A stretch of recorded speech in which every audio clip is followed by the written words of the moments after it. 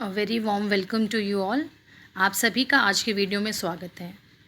आज हम लोग राष्ट्रपति के बारे में कुछ चर्चा करेंगे। राष्ट्रपति वाले टॉपिक को हम 3 भागों में समझने की कोशिश करेंगे। आज जो हमारा फर्स्ट पार्ट है वो बहुत ही बेसिक है राष्ट्रपति के बारे में, जैसे किस अनुच्छेद के तहत उनकी चुनाव प्रक्रिया है, पदावधि क्या है, वेतन भत्ते क्या है, उनकी कार्यपालिका शक्तियाँ किस अनुच्छेद में दी गई हैं। इन सब चीज़ों के बारे में हम लोग बेसिक नॉलेज शेयर करेंगे और वीडियो के अंत में हम जो भी डिस्कस करेंगे आज राष्ट्रपति के बारे में, उससे संभावित क्या प्रश्न बन सकते हैं आगे, उस विषय उन क्वेश्चंस को भी हम लोग जानने की कोशिश करेंगे, उसका क्या सही एक्सप्लेनेशन है। और साथ ही साथ आज के वीडियो में हम लोगों ने एक असर्शन रीज़न वाला भी क्वेश्चन लिया है, तो उसको भी हम लोग डिस्कस करेंगे साथ के साथ। प्रश्न हो सकते हैं एग्ज़ाम्स में जो आ सकते हैं, उसको भी हम लोग डिस्कस करेंगे। हम सभी जानते हैं कि संघ सरकार को भारत सरकार तथा केंद्र सरकार के रूप में जाना जाता है, जिसमें राष्ट्रपति, प्रधानमंत्री और मंत्रिपरिषद आदि शामिल होते हैं। संघ सरकार व राज्य सरकार दोनों ही अपने अपने स्तर पर इंडिपेंडेंटली काम करती हैं, और जब हम संघ कार्यपालिका की बात करते हैं तो राष्ट्रपति उसका एक अभिन्न अंग है। अनुच्छेद 52 कहता है कि भारत का एक राष्ट्रपति होगा। ये जो मैंने आपके साथ आर्टिकल्स शेयर किए हैं, इन आर्टिकल्स को आप लोग प्लीज़ ध्यान से पढ़िएगा और याद रखिएगा, क्योंकि क्वेश्चंस कई बार आर्टिकल से रिलेटेड आ जाते हैं। स्पेसिफिक आर्टिकल किस चीज़ से संबंधित है, ऐसे क्वेश्चंस बनते हैं। तो अनुच्छेद 52 यानी कि आर्टिकल 52 कहता है कि भारत का एक राष्ट्रपति होगा। संघ की कार्यपालिका शक्ति राष्ट्रपति में निहित होगी, जिसका प्रयोग वह संविधान के अनुसार स्वयं या अपने अधीनस्थ अधिकारियों द्वारा करेगा। जो अधीनस्थ अधिकारी हैं, डेफिनेटली वी ऑल नो कि प्रधानमंत्री और मंत्रिपरिषद उसमें शामिल होते हैं। आर्टिकल 53 कहता है कि संघ कार्यपालिका की सभी शक्तियां राष्ट्रपति में निहित होंगी। संविधान द्वारा राष्ट्रपति को दी गई शक्तियां बहुत ही विस्तृत और व्यापक है, जिसका प्रयोग वह प्रधानमंत्री और मंत्रिपरिषद की सहायता से करता है। तो आर्टिकल 53 कहता है राष्ट्रपति की शक्तियों से संबंधित है आर्टिकल 53। ठीक उसी तरीके से राष्ट्रपति से चुनाव से संबंधित जो आर्टिकल है, डेट इज़ आर्टिकल 54 एंड 55। और यदि हम राष्ट्रपति की योग्यताओं की बात करते हैं, इसके पद के लिए क्या योग्यताएं हैं, वो आर्टिकल 58 में दी गई हैं। अनुच्छेद 58 के अनुसार राष्ट्रपति पद के चुनाव के लिए कोई भी व्यक्ति तभी योग्य हो सकता है जब वो भारत का नागरिक हो, 35 वर्ष की आयु पूरे कर चुका हो, लोकसभा का सदस्य चुने जाने के योग्य हो और किसी भी लाभकारी पद पर ना हो। तो ये बेसिक योग्यताएं हैं जो आप लोगों को हमेशा याद रहती हैं। इम्पॉर्टेंट है कि आप ये याद रखें कि आर्टिकल 58 राष्ट्रपति पद की योग्यताओं से संबंधित है। ठीक उसी तरीके से आर्टिकल 59 वेतन और भत्तों के बारे में है। संविधान के अनुच्छेद आर्टिकल 59 कहता है कि राष्ट्रपति की उपलब्धियां और उसके भत्ते उसके कार्यकाल में नहीं घटाए जा सकते। ये एक इम्पॉर्टेंट बात है कि राष्ट्रपति जिस पद पर उसका जो कार्यकाल होता है, उस कार्यकाल में उनके वेतन भत्तों में कोई भी जो चेंज है घटाने से संबंधित, वो नहीं किए जाएंगे। तो ये कुछ आर्टिकल्स हैं जो आपको याद रखने चाहिए कि राष्ट्रपति के से संबंधित, चाहे वो चुनाव हो, चाहे योग्यताएं हो, चाहे शक्तियां हो, कौन सा किससे संबंधित है। अभी हम लोग बात कर रहे थे कि आर्टिकल 54 और 55 राष्ट्रपति के चुनाव से संबंधित हैं। आप सभी जानते हैं कि राष्ट्रपति का चुनाव एक निर्वाचक मंडल के द्वारा किया जाता है, जो कि आनुपातिक प्रतिनिधित्व प्रणाली के आधार पर होता है, जिसे हम कहते हैं एकल संक्रमणीय मतदान प्रणाली। तो ये आर्टिकल 55 में दिया हुआ है। राष्ट्रपति की जो निर्वाचन की जो प्रक्रिया है, वो अनुच्छेद 55 आर्टिकल 55 के अंतर्गत दी गई है, जिसमें समरूपता का सिद्धांत और एकल संक्रमणीय का सिद्धांत को अपनाया गया है। तो ये दो मुख्य चीज़ें हैं कि आर्टिकल 55 समरूपता के सिद्धांत और एकल संक्रमणीय मतदान सिद्धांत के बारे में बात करता है। यदि हम बात करते हैं निर्वाचक मंडल की, तो जो आर्टिकल 54 है, आर्टिकल 54 के अनुसार राष्ट्रपति का निर्वाचन एक ऐसे निर्वाचक मंडल द्वारा किए जाने की व्यवस्था है जिसमें निम्नलिखित सदस्य होते हैं। वे सदस्य हैं संसद के दोनों सदनों के निर्वाचित सदस्य। देखिए ये एक चीज़ आप ध्यान रखिए कि ये समस्त सदस्यों की बात नहीं कर रहे हैं, ये सिर्फ निर्वाचित सदस्यों की बात कर रहे हैं। तो ठीक उसी प्रकार से जैसे संसद के निर्वाचित सदस्य हैं, उसी प्रकार से राज्य विधानसभाओं के निर्वाचित सदस्य, साथ ही साथ जो हमारे यूनियन टेरिटरीज़ हैं उसमें से केवल दिल्ली और पुडुचेरी यानी केंद्र शासित प्रदेश दिल्ली और पुडुचेरी की जो विधानसभाओं के निर्वाचित सदस्य इसमें भाग ले सकते हैं। तो जो संविधान 71वें संविधान संशोधन के अनुसार ये व्यवस्था की गई थी कि इसमें जो दिल्ली और पुडुचेरी की विधानसभाओं के निर्वाचित सदस्य हैं वो भी इसमें भाग ले सकते हैं। तो आर्टिकल 55 और 54 निर्वाचन से संबंधित हैं और निर्वाचक मंडल आर्टिकल 54 में दिया गया है, जिसमें 3 तरीके के सदस्य हो सकते हैं, या तो वो संसद के निर्वाचित सदस्य होंगे, या राज्य विधानसभाओं के निर्वाचित सदस्य, या फिर दिल्ली और पुडुचेरी के निर्वाचित सदस्य, जो कि 71st कॉन्स्टिट्यूशन अमेंडमेंट के अनुसार इनको भाग लेने की अनुमति दी गई थी।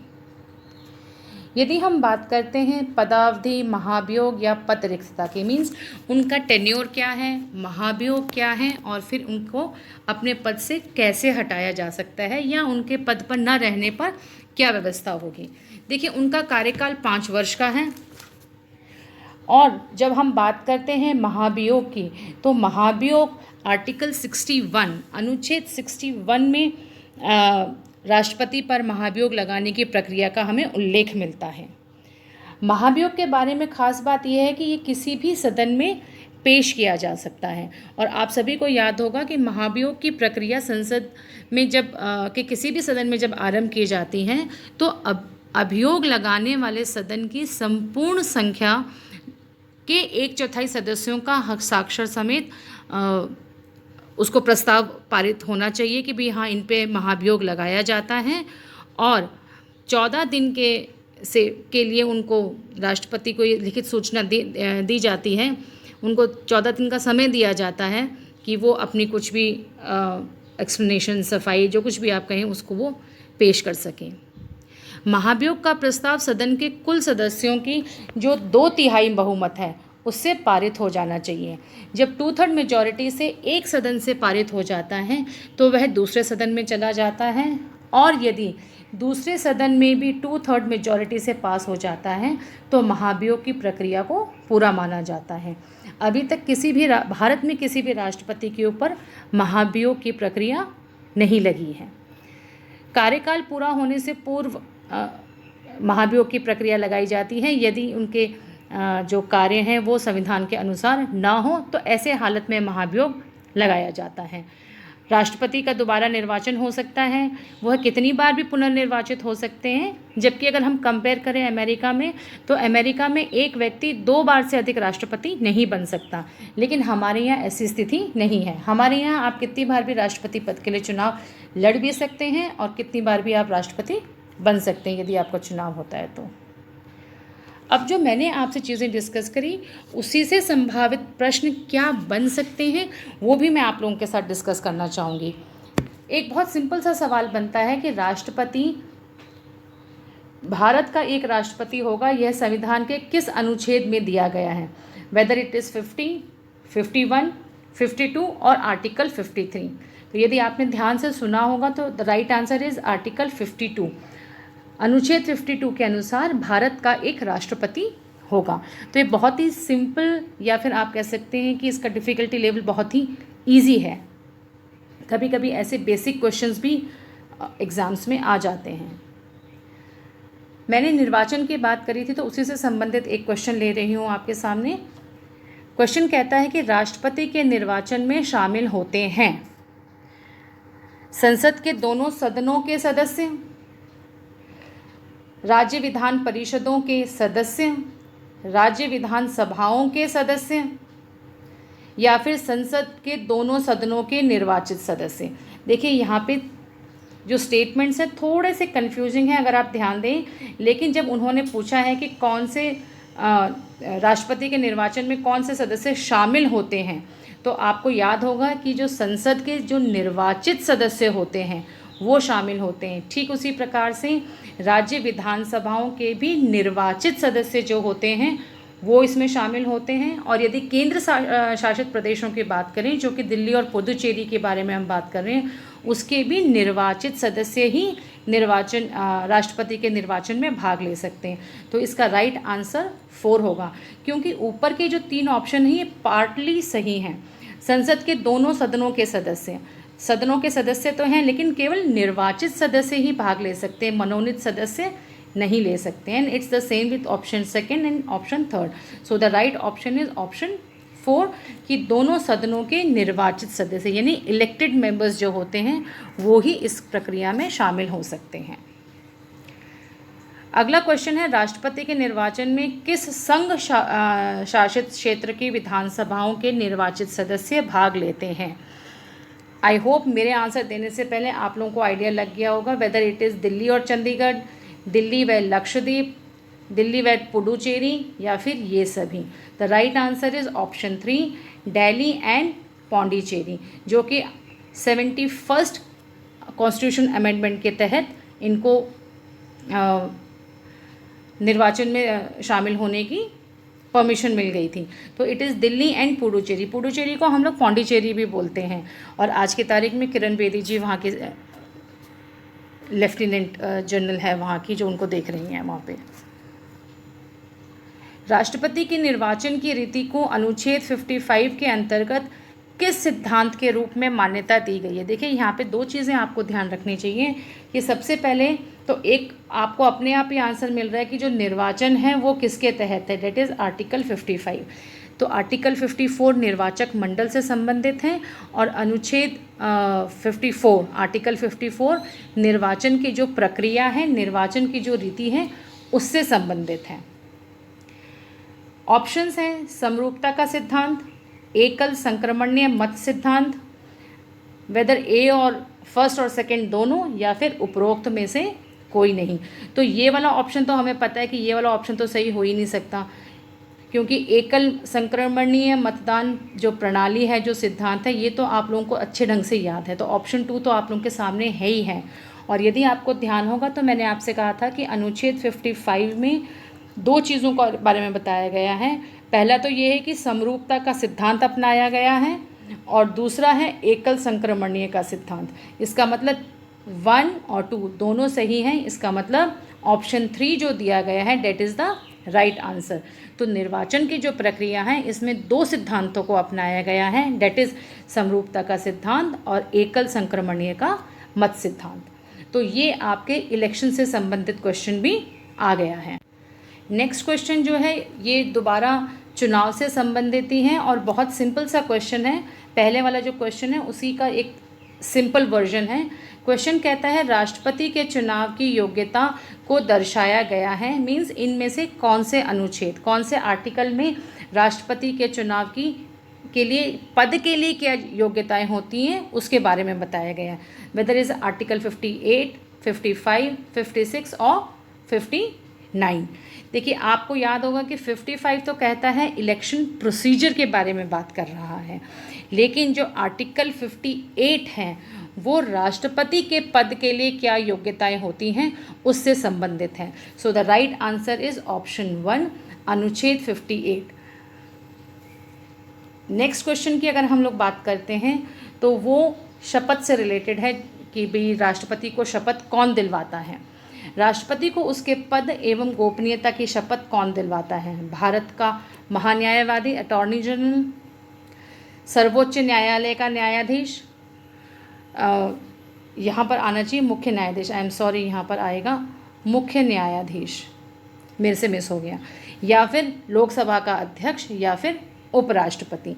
तो आपको याद होगा कि जब भी शपथ दिलाने की बात आती है राष्ट्रपति के लिए तो सर्वोच्च न्यायालय के मुख्य न्यायाधीश होते हैं, और यदि हम राज्य स्तर पर राज्यपाल की बात करें तो उच्च न्यायालय के जो मुख्य न्यायाधीश होते हैं वो होता है। तो सर्वोच्च न्यायालय के मुख्य न्यायाधीश राष्ट्रपति को गोपनीयता की शपथ दिलवाते हैं। तो राइट आंसर इज 2। ये टॉपिक बहुत ही सिंपल है, जो मैंने अभी आपसे लिया, जो फर्स्ट पार्ट है हमारा, बहुत ही बेसिक है। इसमें बस कुछ चीज़ें खास ध्यान रखने वाली हैं, वो हैं आर्टिकल्स। बाकी जितने भी क्वेश्चंस मैं आपके साथ अभी डिस्कस कर रही हूँ या जो किए हैं, वो बहुत ही सिंपल वर्जन है, बहुत ही ईजी कैटेगरी के क्वेश्चंस हैं। अब एक क्वेश्चन मैं आपसे लेती हूँ असर्शन और रीजनिंग का। ये क्वेश्चन में कई बार बच्चे थोड़ा सा कन्फ्यूज़ हो जाते हैं बच्चे कि इस क्वेश्चन को कैसे अटेम्प्ट किया जाए। तो ये वाला क्वेश्चन भी मैंने लिया है, क्योंकि पिछले वाली जो हम लोगों की वीडियोस थी उसमें से एक भी इस तरीके का क्वेश्चन आपके साथ मैंने डिस्कस नहीं किया था।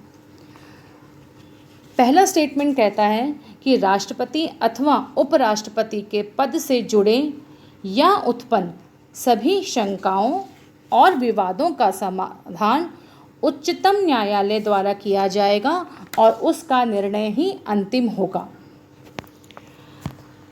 दूसरा स्टेटमेंट कहता है रीज़न, मीन्स पहला जो स्टेटमेंट दिया गया है ये उसका रीज़न है, that is why it is written कारण, और ये है कथन। दूसरा स्टेटमेंट कहता है कि संसद राष्ट्रपति और उपराष्ट्रपति के पद के निर्वाचन से संबंधित किसी भी मामले को कानूनी रूप से विनियमित कर सकती है। तो ऐसे वाले जो क्वेश्चंस होते हैं, इसमें सबसे पहले मैं बता दूं कि जो ऑप्शंस आते हैं वो या तो ये आएगा कि ए और आर, यूजुअली इस तरीके के आते हैं। मैं आपको एक एग्जांपल देती हूँ, इस तरीके के आते हैं। देखिए, पहला स्टेटमेंट होगा ए और आर दोनों ही सही है, मीन्स दोनों स्टेटमेंट सही हैं, और जो सेकंड स्टेटमेंट है वो स्टेटमेंट फर्स्ट की सही व्याख्या है, उसका सही एक्सप्लेनेशन है। इसी के उल्टा दूसरा वाला होता है कि ए और आर दोनों सही हैं, किंतु आर फर्स्ट वाले की सही व्याख्या नहीं है, उसका सही एक्सप्लेनेशन नहीं है। थर्ड और फोर्थ ऑप्शन बहुत ही सिंपल है, वेदर अगर ए सही है लेकिन आर गलत है, और ए गलत है किंतु आर सही है। तो वापस हम अपने क्वेश्चन पर आते हैं। क्वेश्चन कह रहा था कि राष्ट्रपति और उपराष्ट्रपति के पद के निर्वाचन से जुड़े या उससे उत्पन्न सभी शंकाओं और विवादों का समाधान उच्चतम न्यायालय द्वारा किया जाएगा और इसका निर्णय अंतिम होगा। तो सबसे पहले तो ये डिसाइड कीजिए कि ये स्टेटमेंट सही है या नहीं। Yes, this statement is true, तो ये स्टेटमेंट तो सही है, दिस इज़ ट्रू। अब दूसरा स्टेटमेंट है कि संसद राष्ट्रपति और उपराष्ट्रपति के पद के निर्वाचन से संबंधित किसी भी मामले को कानूनी रूप से विनियमित कर सकती है। So whether this statement is right और wrong, this statement is also right. तो इसका मतलब ये है कि हमारे दोनों ही स्टेटमेंट सही हैं, पहला वाला स्टेटमेंट भी सही है और दूसरा वाला स्टेटमेंट भी सही है। तो ऑप्शन सी और डी तो हट ही गए हमारे सामने से। इसका मतलब ये हुआ कि ये वाले जो दो ऑप्शंस हैं आपके पास, ये वाले दोनों ऑप्शंस तो होंगे ही नहीं, क्योंकि इसमें से एक ऑप्शन कह रहा है कि ए सही है, दूसरा कह रहा है कि ए गलत है। जबकि हम लोगों को ये पता चल गया है कि हमारे दोनों ही स्टेटमेंट्स सही हैं, तो ये दो ऑप्शंस तो अपने आप ही रूल आउट हो गए हैं। अब हमें ये देखना है कि पहले वाला जो हमारा स्टेटमेंट था, क्या जो दूसरा स्टेटमेंट है वो उसका सही कारण है, क्या वो उसकी सही व्याख्या कर रहा है? तो ऐसा नहीं है, क्योंकि दोनों ही बहुत डिफरेंट चीज़ें हैं। ये कह रहे हैं कि इससे राष्ट्रपति के चुनाव से उत्पन्न जितने भी शंका या विवाद होती है उसका समाधान उच्चतम न्यायालय करेगा। यस, ये अपने आप में एक इंडिपेंडेंटली एक राइट स्टेटमेंट है, लेकिन इस स्टेटमेंट को ये वाला स्टेटमेंट जस्टिफाई नहीं करता है, क्योंकि ये अपने आप में एक अलग स्टेटमेंट है। ये कह रहे हैं कि वे किसी भी मामले का निर्वाचन के किसी भी मामले को कानूनी रूप से विनियमित कर सकते हैं। तो संसद के पास ये अधिकार होता है कि वह संशोधन कर सके, उसमें चेंज कर सकें। तो ये स्टेटमेंट तो सही है, लेकिन ये इसका सही एक्सप्लेनेशन नहीं है। तो इसका जो राइट आंसर आएगा वो ये होगा कि ए और आर दोनों सही हैं, लेकिन आर ए की सही व्याख्या नहीं करता। दोनों इंडिपेंडेंटली सही हैं, लेकिन जो सेकंड स्टेटमेंट है वो उसकी सही रीजनिंग नहीं है, उसकी सही व्याख्या नहीं है। तो ऐसे जो क्वेश्चंस आते हैं, इसमें सबसे पहले तो जब आप दोनों स्टेटमेंट्स पढ़ते हैं तो आपको सबसे पहले ये डिसाइड करना चाहिए कि क्या दोनों स्टेटमेंट सही हैं या नहीं हैं। तो उस हिसाब से आप पहले दो ऑप्शंस या अगले दो ऑप्शंस को रूल आउट कर सकते हो। उसके बाद फिर आगे की प्रक्रिया शुरू होगी। सपोज़ आपका एक स्टेटमेंट गलत है, तो अपने आप ही पहले दो ऑप्शंस जो होते हैं, ए और फर्स्ट और सेकंड, जो इस तरीके के ऑप्शंस हैं वो रूल आउट हो जाते हैं। तो या तो ए सही होगा या फिर आर सही होगा, तो हमारे पास बचते हैं ये दो ऑप्शंस। लेकिन अगर दोनों स्टेटमेंट्स सही हैं, जैसे इस क्वेश्चन में था, तो ये दो ऑप्शंस अपने आप में रूल आउट हो जाएंगे, नहीं होंगे, इन दोनों में से हमको चुनना पड़ेगा। तो it was just a small example कि असर्शन रीज़न के जो क्वेश्चंस आते हैं वो आपको कैसे अटेम्प्ट करने चाहिए। आज के वीडियो में जितनी भी बातें हम लोगों ने डिस्कस करी थी राष्ट्रपति से संबंधित, वो बहुत ही बेसिक थी। जितने भी क्वेश्चंस थे उनकी कैटेगरी बहुत ही इजी डिफ़िकल्टी लेवल था। क्वेश्चन फ्रेमिंग भी बहुत इजी और बहुत स्ट्रेट फॉरवर्ड थी। आगे जो हम लोग राष्ट्रपति का जो सेकंड पार्ट हम लोग करेंगे, उसमें हम लोग राष्ट्रपति की शक्तियों के बारे में डिस्कस करेंगे। Till then have a good time, keep on revising. और आप और क्या बेटर चाहते हैं और क्या सुधार चाहते हैं वीडियोज़ में, आप ज़रूर कमेंट बॉक्स में लिख के दिखाइएगा। Till then have a good time, keep safe.